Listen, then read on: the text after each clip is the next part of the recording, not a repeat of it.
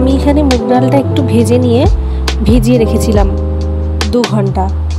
ভিজিয়ে রাখার পর এটা মিক্সারে ভালো করে পেস্ট করে নিয়েছি আমি এখানে। তারপরে একটু পেঁয়াজ কুচি, লঙ্কা কুচি দিয়ে একটু হলুদ, জিরের গুঁড়ো, লঙ্কার গুঁড়ো, নুন, একটু আদা রসুন দিয়ে ম্যারিনেট করে নিয়েছি।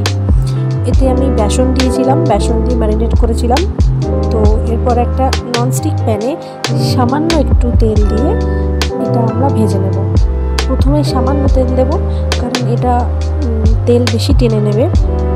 ওই জন্য প্রথমে অল্প তেলে এপিট ওপিট ভালো করে আমরা ভেজে নেব। হয়ে গেছে ভাজা। এরপর এই একই প্যানের মধ্যে আমি একটু বেশি পরিমাণে তেল দেব।